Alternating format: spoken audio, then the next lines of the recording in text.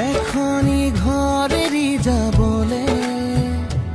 নিয়মৰ পিছতেই যে জীৱন আলাসৰ নামিকা ৰঙে সানিলে ৰহন শিৰতে দুহাতে দুহাতত ৰাখিব দেউতাৰ আশীষত বিদায়